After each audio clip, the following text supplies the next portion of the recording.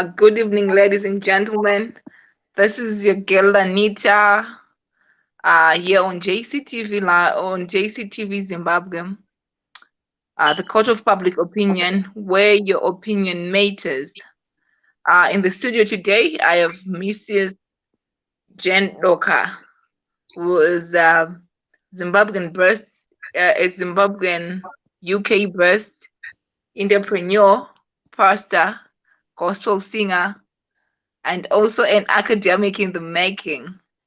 Mrs. Doka, you can tell people about yourself.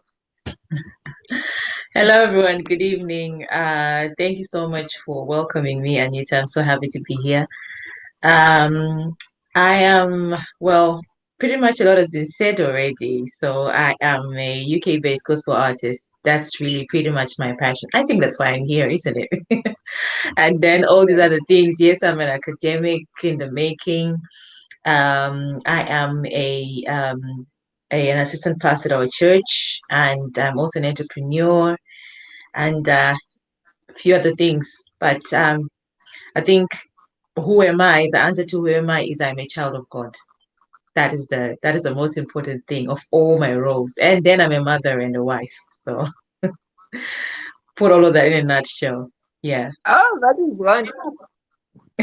Yeah, that is wonderful, Ms. Doka. So the reason why I have you today here in the studio is because of the upcoming single that we are supposed to be receiving end of this month, and Mm-hmm. also the EP that is coming later on this year, and the long-awaited album that will be coming next year.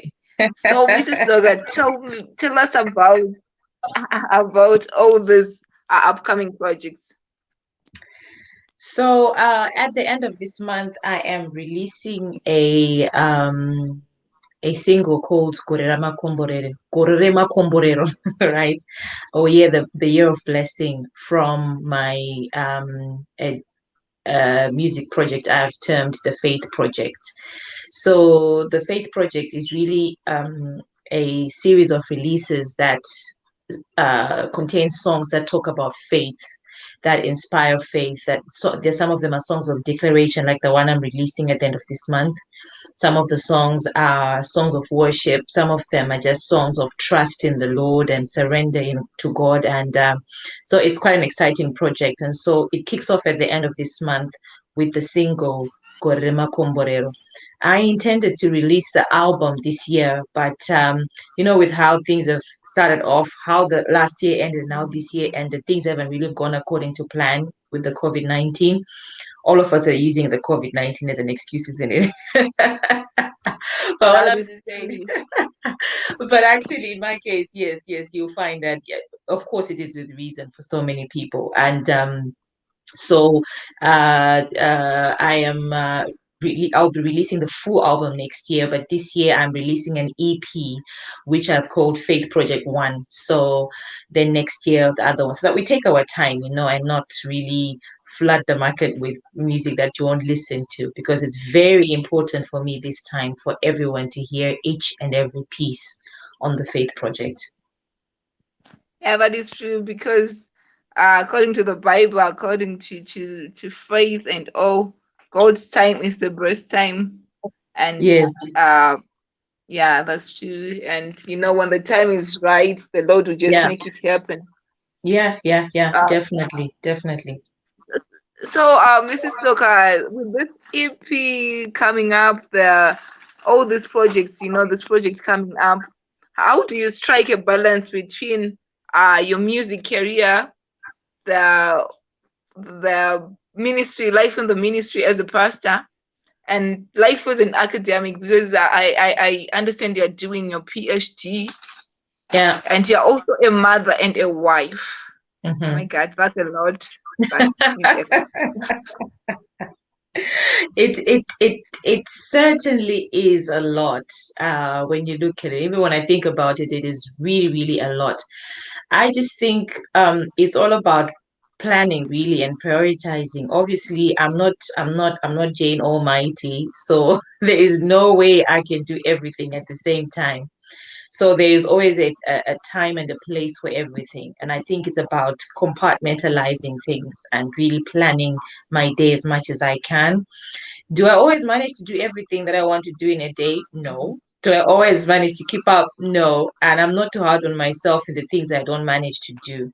But there are things that are always a priority in my day, and which are prayer, family. Those two things are a priority to me. Everything else is things that I do, but I think prayer and my family, that really is the foundation of who I am. And I have to take care of that. Otherwise, I'll just fall apart.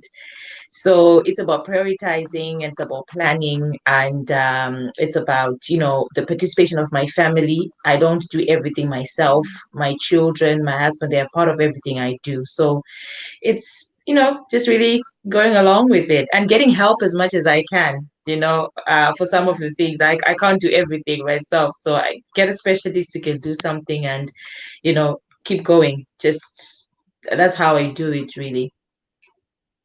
Yeah, okay. That's wonderful. That's actually great to hear that, you put your family first in everything that you do. Of Uh, course. and okay, let me just ask you something again. You're married, right? You have a husband. Mm-hmm. Because what I've seen about men love the idea of having women who are in power, women who can do everything themselves. But then they don't really love having those women. Like when one has such a woman, they feel intimidated. So that's what I've actually seen. So I don't know how is this not, because they're a woman who a lot of people look up to, you Mm, know. But then this married man being married and living your dream is kind of difficult, and especially in these times mm, that we are mm, in. So I don't know how mm. is your husband support, uh how does he support you, one, and also how does he support, what does it mean to you, the support? And doesn't he feel intimidated? Because honestly, if I were him, Mm. Well, that's a no. very good question. I think every couple is different. Every marriage is different, and what every marriage values is different. And the foundations of a marriage are very important. For us, our faith, we share the same faith, and so we share the same values and the same belief systems. So that makes it easy. When we are faced with a situation where we don't understand, we always go back to that value system, to that foundation, and find answers together. Um, I didn't always start being where I am. There was a period of time when my husband is the one who was actually doing quite a lot in our home, and I wasn't doing anything at all, from struggles with getting my paperwork sorted in this country, settling in, and getting a job for a very long time. I really wasn't doing anything, and I think it was quite a humbling experience. But even more so, the fact that my husband was still very supportive, and even before I was anything. So being here is not something that intimidates him in any way. I mean, he has seen my journey, he's part of my journey. We are one, and we work together, and we do everything together. So he's not intimidated at all. If anything, he's the one who is ahead. He's the one who always encouraged me and always encourages me to pursue my dreams, do the things that I want to do, stop at nothing, go for it. When I want to give up, he always says, go for it. So he's very, very supportive. And I think that's my being here, my being the way I am is really because I have someone who supports me, someone who leads me and helps me in a great way. So my success is not divorced from my partner. No, we're working together. We're walking the journey together. Yeah. Okay, that's wonderful to hear. Because you know what, in this day and age, a lot of people, especially us, the youth, we have a Mm-hmm. lot of couples who aspire us to stay single. But then when we come across couples like you, I think you aspire to also get married at the same time. You'll be like, okay, I would want to be like that, a power Yeah, couple. So yeah, yeah, that's yeah. wonderful. That's Well, great to like I hear. said, every couple is different, and I'm not going to be naive and say it's like that in every home or it's like that with every couple. It's really it's different and it's very, very sensitive. It's different from couple to couple. It depends who you are married to. It depends who you are as well. It depends. Are you willing to do the work? Are you willing to, compromise on some things so that, for the sake of the marriage and things like that? Are you willing to do that? We always look at the other person and think the other person should be good for me. But then the question is, are you also good for the other person? So That's important. yeah, yeah, yeah. It's quite a deep issue. Yeah, it is. Okay. I also understand, Mrs. Doka, that you have a couple of projects that you're doing charity-based work, both in Zimbabwe and I think abroad in the UK. Can Mhm. you tell us a bit about it? And the because it seems like everything that you do is linked, one thing is linked to the next, and they're kind of connected somehow. It's more like a puzzle. Yeah, yeah. I made a decision some years ago that I'm going to do the things that I want to do. I'm going to do the things that make a difference in people's lives, and I've dedicated my passion, my life to that. Pretty much everything I do really is meant to make a difference in someone's life. So be it music, be it my PhD, it's a study about marginalized girls, and I'm anticipating work in that kind of field. Be it the charity that you ask about, it's all about making a difference in someone's life. So here in the UK, we together with my husband, we do have a charity, and it's called New Dawn Foundation Trust, and the charity is aimed at reintegrating young Black ethnic minority boys who have been in the prison system, reintegrating them into the community, just helping them to just find their path again, and rehabilitation and things like that. Anything that can be done to just help them not to reoffend and to come out of the prison system. Mm. So it's something we're passionate about. My husband has extensive experience in that field, and to be honest, he's really pretty much the one doing most of the stuff. And I do help here and there as much as I can, especially with paperwork and things like that. So, and then in Zimbabwe, well, it's things we do privately, really, reaching out to Mm. some, to widows and orphans, but it's something we do privately, and just assisting them with the basics that they need. Okay, yeah, that's wonderful. That's great.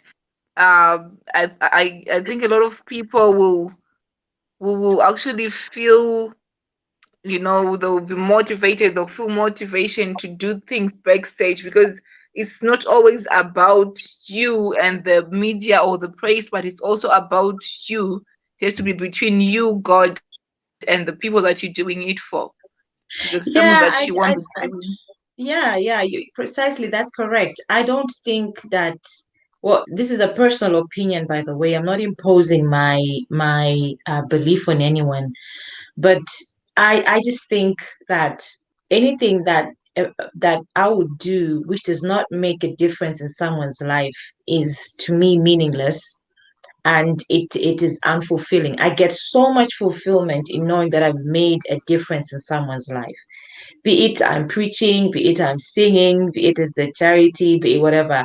As long as I'm making a difference in someone's life, it gives me so much fulfillment more than I don't know, more than anything on this earth. So, and I think we are built that way. We are creatures of relationship. We're somehow connected to people around us, to our surroundings, and so it's that thing of making a difference. I always ask myself, if I'm about to do something, okay, so why am I doing this? Who's going to be touched by this? Who's going to be impacted by this? So yeah, that's the kind of position that I take, really, personally. Okay, thank you everyone for joining us. Thank you, Magdalene. Thank you, Alicia, Emily, Maggie. Thank you so much for joining us in the studio with Mrs. Doka. If you have any questions that you wish to ask here, this is your opportunity. This is the platform where you can just type in your question in the comment box, in the comment section there, and then we ask here. She will also be seeing the questions and she'll be answering them. Okay. Mrs. Doctor, so what gives you inspiration? Where do you draw your inspiration from? And do you, by any chance, you have a role model? And if you have any, who is it? Well, where do I draw inspiration from? Ah, that's a very good question. I draw pretty much most of my inspiration from God Himself. I'm really fascinated by God.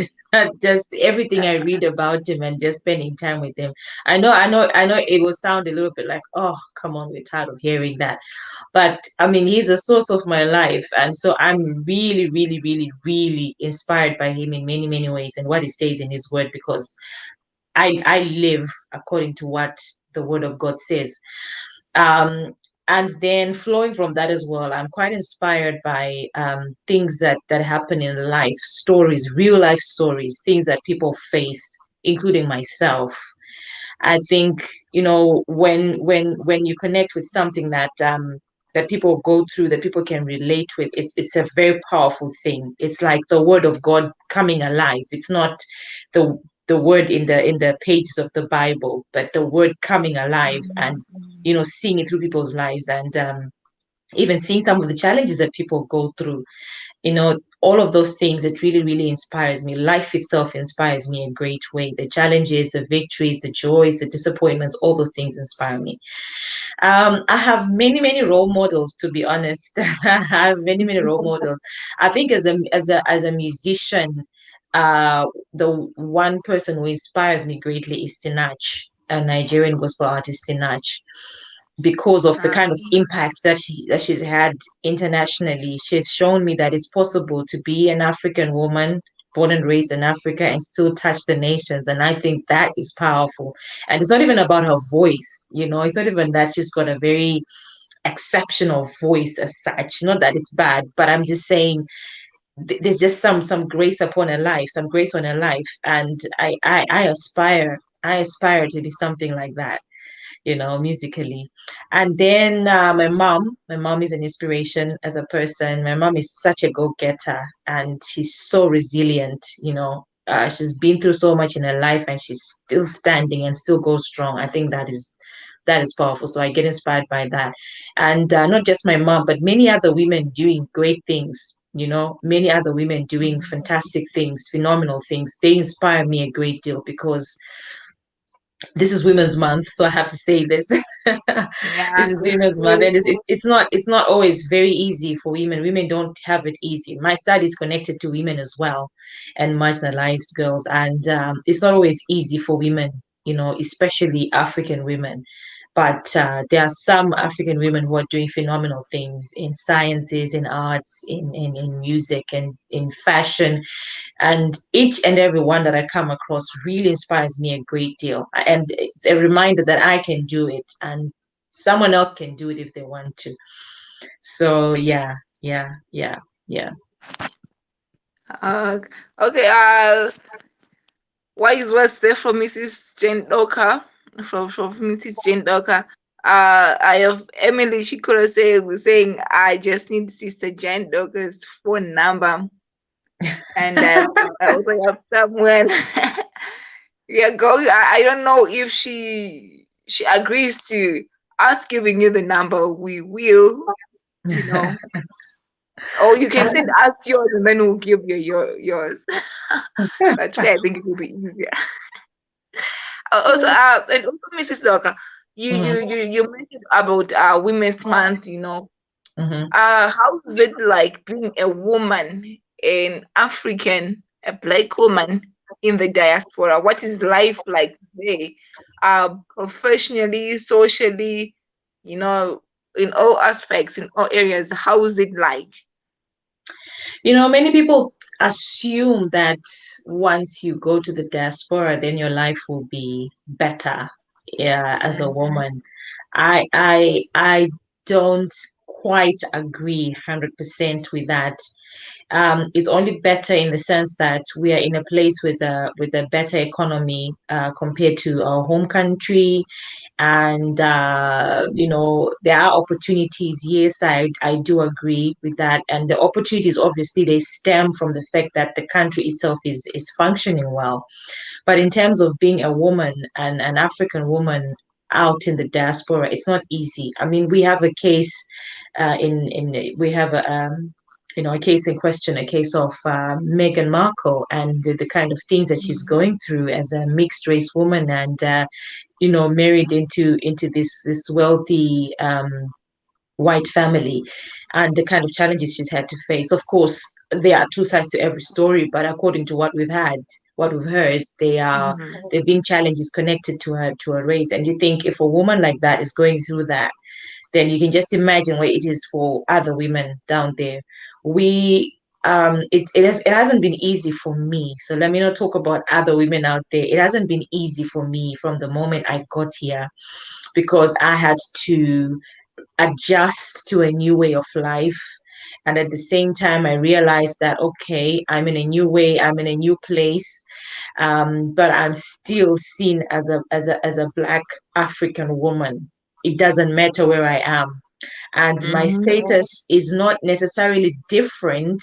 Of course, the laws are working and things like that. But if I look at my status, it's not necessarily different compared to the other woman who is in Zimbabwe, in the rural areas or whatever. They're still considered as a woman, and there's still some limitations on what the society thinks that they can do or they cannot do.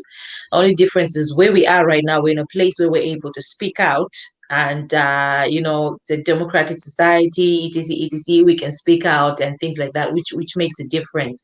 But to be honest, it hasn't been easy, and I speak probably for many Black women, Black African women in the diaspora. It hasn't been easy. Already, without even looking at the African woman, just the male to woman situation, you find that there's a pay gap already between men and women, even if they're in the same positions. That doesn't matter if Mm-hmm. you're a Black or white woman. And then couple that with being a Black woman, it then just compounds the whole situation. So there are all these layers already. There's sexism, and then sexism with racism, and you get more and more challenged, and you find you're not exactly in exactly the place you thought you would be. So it's not exactly easy being in the diaspora, this part of the world, the western part of the world. But the difference is we can fight, we can speak, we are speaking, I am speaking, and I'm Mm-hmm. I'm having those opportunities, and there's those platforms even when I talk about my study and my music and things like that. So yes, yes, that will be the difference. But in terms of how I am treated and how I'm perceived, it's not different. In fact, it probably hurts a bit more, because in my home country, I I mean I have many who are like me, and I'm not seen as different in terms of race. But then here there's a mix of racism and sexism at times, and that can be very, very painful. Yeah, that is true because when people look at you, they see color, they see, the color of your skin instead Yeah, of what you can offer and who you are.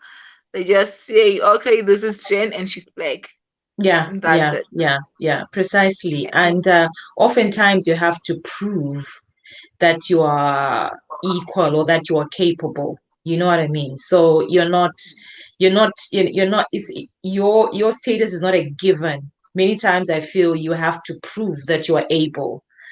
And Mm-hmm. but whereas sometimes with some of the counterparts, they don't have to really prove anything. Who they are is Mm-hmm. taken as a given, and you need to explain yourself quite a few times. You need to explain maybe how you speak, explain why you speak in a certain way, and misunderstandings about culture and things like that. So And I guess, well, the other side of it would be, what would I expect? I'm living in a land that's not my own. So Mm. it's kind of challenging. It's kind of challenging, but we are speaking out, and we are allowed. No one will silence us from speaking out. We are speaking out, and I think that's what matters the most. That's wonderful. Uh, Mrs. Jane Doka, or should I start calling you doctor? I don't know. I'm not yet Because a they like doctor. titles. Our doctor in the making. By God's grace, I'll make it. Yeah, amen, amen to that. So, Yeah, yeah. I also wanted to ask you, what do you think is your role uh, as a musician, as an artist? Because every artist is an artist in politics, but the question is whose politics?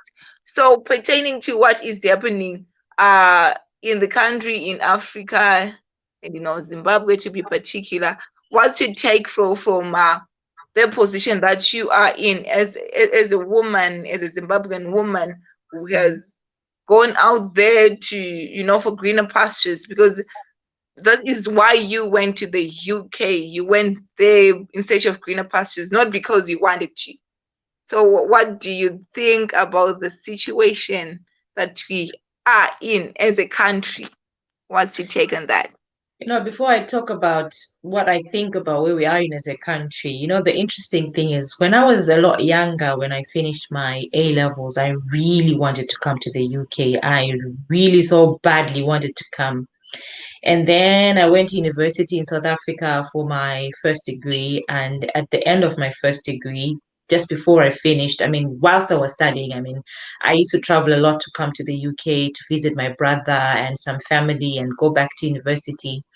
And then when I finished, I decided I just gonna want to go to UK to work and then go back to South Africa to do my master's. I didn't have some real intention at that point. I think with time, and having visited here a few times and seen how life was, I thought, okay, maybe not Mhm. quite. You know, I will go and work and then come back to South Africa. But then I don't want to say unfortunately, fortunately, my then boyfriend, when I finished my degree, then proposed marriage, and he was based here. So that's how I ended up settling in the UK. So, Okay. so I don't know if I Uh, can say I came here because of green pastures. Yeah, yes and no, but all the same, yes. I did settle here, and things did go bad sour for a bit, and then things got started getting better and better. So, yeah, we're here for green pastures. But what do I think about the situation in my home country? I think that there are so many problems. The problems in our country are so deep. They're so deep. And there's no one answer I can give to the things that our nation is having to go through. What I can say is that I think we shouldn't give up, you know, mm, as Christians, we shouldn't give up praying for that, for things to move in the right direction. And I think as a Christian community and as musicians, we shouldn't give up, lobbying the powers that be to speak, to sit down to speak, and wherever possible, challenging, if we may, the things that may seem to be coming across in a way that maybe affects the ordinary people's lives. I think the church has got authority as well, has got that mhm, functionality as well to it. We can speak into the issues of the country positively. And I don't say it in a way of, okay, we need to challenge the government, that this, that, or we need to challenge mhm, mhm, the opposition or things like that. No, I take it from a position of, as Christians, we should be able to speak the mind of God concerning any matter. you know for us, we are not exact we are I mean, the body of Christ is represents Jesus Christ, not necessarily a political party. So the ideals of what Christ says. From a Christian perspective, I think those are the things that we should be lobbying for. And I think as artists as well, and as Christians, there are other things that we can do in the meantime once the due processes are going on. Not everybody is interested in politics, and that's okay, even though the politics affects the whole affairs of the nation. Not everybody is interested in being caught in that battle. But there are other Mm-hmm. practical things we can do. There are vulnerable people right now. Whilst all these processes are going on and they're taking very long, there are people who are suffering right now. And I think that the church can actually do more to reach out to those people, those marginalized communities, those girls, those orphans, those young children who are unable to go to school. There are practical things that we can do. We can do our best to work under the circumstances and bring out the best that we can. We can't just sit back and say until things change. We have to do something in the meantime. There are people who need to eat in the meantime. There are people who need to survive. There are people who need to be treated. And I think as Christians, we can do that. As artists, we can do that. And as a gospel artist, it's something that I believe we can do. So there's a lot that we can do the meantime, right across the spectrum from politics, economics, the social side. There's a lot that we can do and we should. Yeah, great words there, wonderful words from from my doctor in the making. Allow me to call you my doctor because actually I'm also drawing inspiration from you. It's Also, actually, yeah, it's a good thing, and I think a lot of women, a lot of ladies would aspire to be mentored by you because you have a lot of things within you. Yeah, you are a great woman with a great personality. thank Especially you. with what you have gone through. Facing racism because at times if you face even bullying at school, you'll be like, oh, I don't want to go back to school. Mhm. But then you first eat all racism, and the fact that our society as the world is mostly patriarchal, and Mhm. being a woman and wanting to go out there and make your mark, it Mhm. is a challenge. Yeah, It is yeah. a challenge. I think the intersectionality of poverty, of not poverty, of skin color, and of racism and femininity coming together, those kind of challenge, sexism and racism coming together, it is something really really bad, something really really really challenging for so many people. And so those gender dynamics really, even the power dynamics, even across the hierarchy, other women Mm, versus other women. So it's the sexism, men and women, and then the racism, which it can actually be men to women or women to women. So that mm, whole circle of things, it's really hard. I had never imagined what racism was like until I got into this country. I'd never experienced it. And I remember one of mm, my experiences with racism, I was working in a pharmacy, and I won't say the name of the pharmacy, but a mm. work colleague there was so blatantly racist. And she was such Okay. a bully, she was such a bully. It was every time, every time I had to go to work, I would cry. I would literally cry on the way to work and just really pray that God, I pray that today, please God, just help me. And one day she really bullied me until I just lost it. And I went to the manager and I said, you need to fix this. Well, she came and she apologized, but she didn't stop. She didn't stop. And some of the Uh, things were hard to prove because she would make sure no one else was there and no one else was watching. And she would do things that were inhumane. You can't do that to a human being. So I encountered those things, and in different workplaces that I worked, I think workplaces are some of the places where racism just goes undetected and undealt with, because you are in a desperate place. Maybe your papers are not yet quite in place, or you really just need money and you need this job, and then there you get all those kind of racism things going on. It's hard for any woman to deal with, any Black African woman to deal with. I found that really challenging personally. I found that really mm, challenging. yes, Yeah. Yeah, that is right. I can imagine. So I have Maggie there was asking which church do you go to? Oh, okay, okay. So, the church I go to right now, I serve at Bread of Life International Ministries. That's where me and my husband serve as assistant pastors. It's based in England, a place called Basildon. That's where I worship. Yeah, so but pretty much we've been having to meet online, isn't it? Here in the UK. I don't know where how it's been where you've been, but we've been having to meet online most of the time. So yeah, that's where I go to church. I don't know if this is necessary to say, it's not part of the question, but if people want to know, really, I have gone to quite a lot of my Zimbabwean churches in my upbringing. I did go to AFM at some point. I went to Zioja Forward in Faith. And then pretty much my adolescent years after I finished my A levels, I was going to the Methodist Church in Zimbabwe. That is where I, that was when I first recorded with a group, although I'd been singing for much, much longer than that. So all my life, I've really been in churches, but because of moving and other circumstances, I've been through Uh, AFM, I've been through Zioja Forward in Faith, and then the Methodist Church in Zimbabwe. And then I came here, and this is the place where I'm worshiping. okay, that's wonderful. I think you answered there, Maggie. And we are about to wrap up, ladies and gentlemen, with Mrs. Doka. And I think I'm just going to ask her to, before she leaves, okay, I'm gonna ask her to sing something, Mungo Tiroka something. You have a finger in music, so what for Nango Tiroka something, a chorus or a bass. Oh no, why do I have to be? Oh gosh, there she goes. Uh,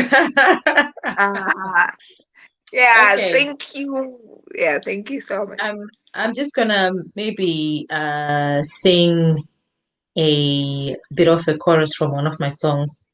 It's called Pamsoro Soro Pajose, which Uh, means, and the song is on YouTube as well.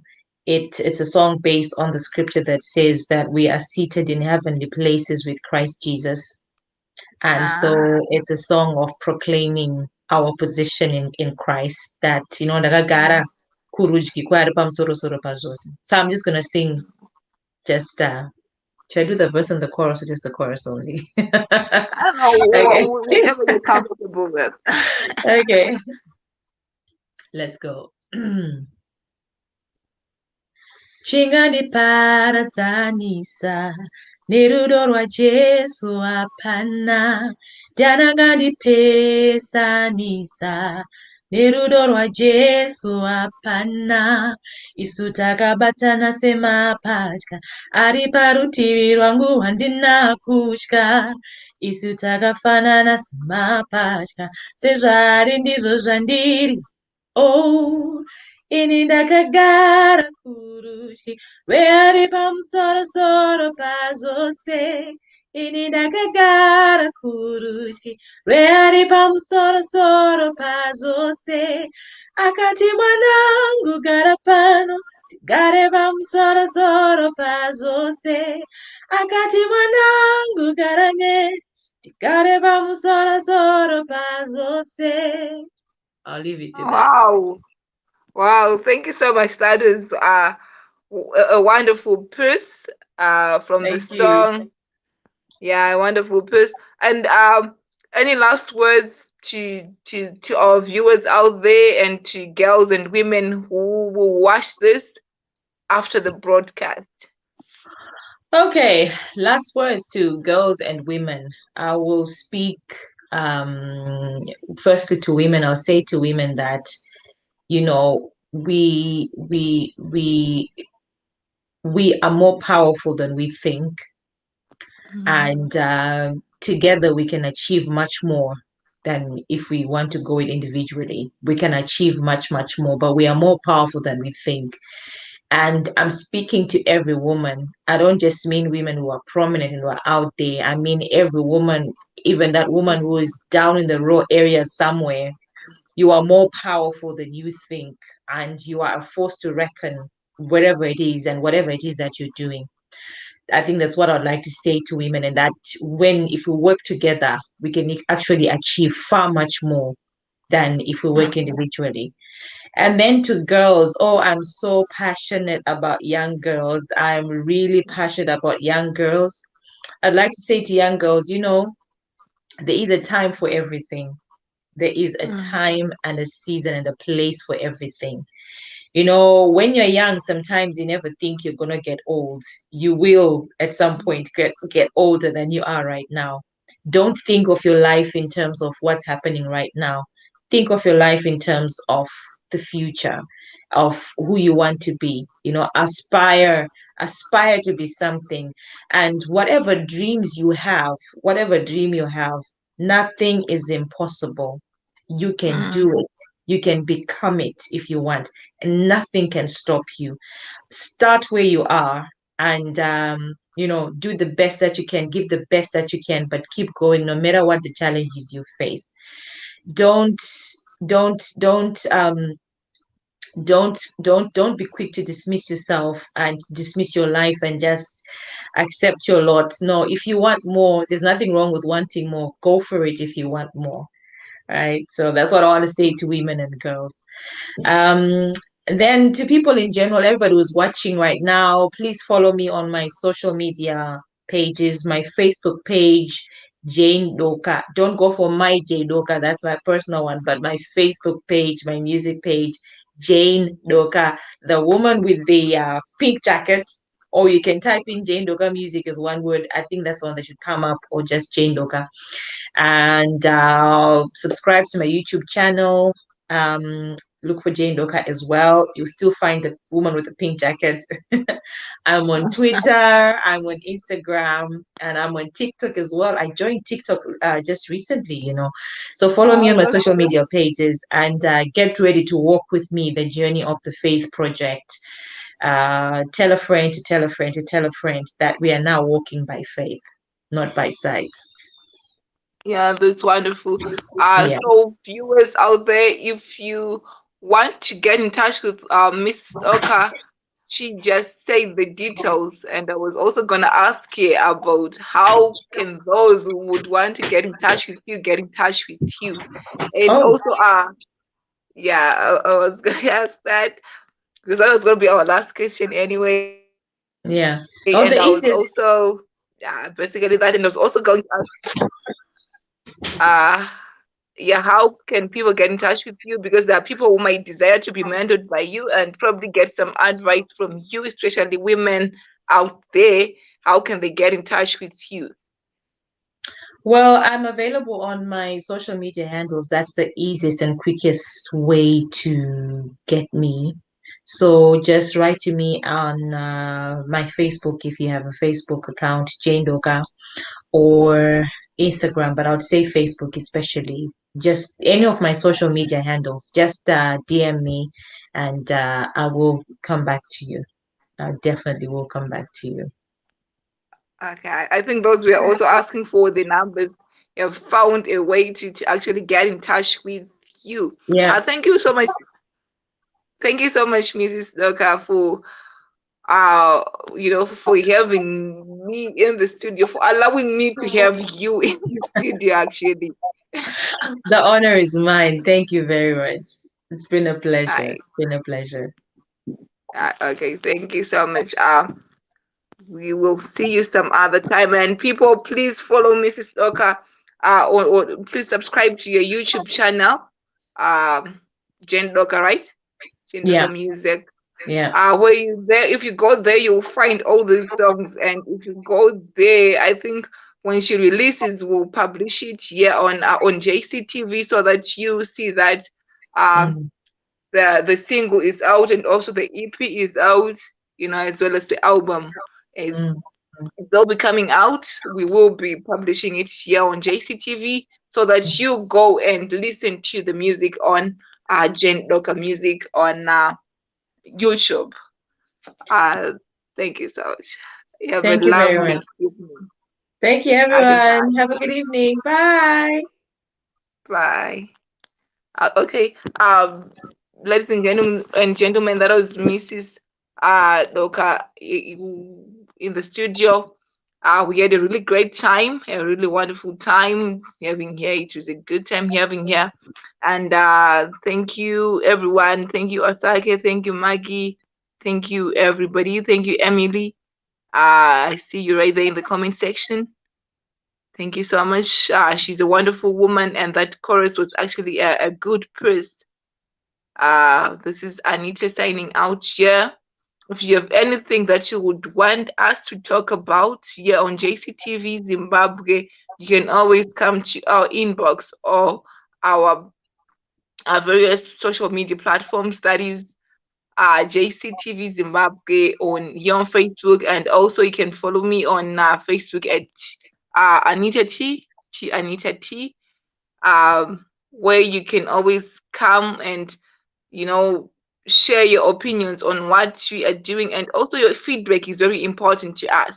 As an organization, it is very important. You can always share your feedback with us or on Facebook, and please follow us and tell a friend to follow us here on Facebook, and also to subscribe to our YouTube channel, JCTV Zimbabwe. This is Anita signing out. Have a lovely evening. Have a lovely day.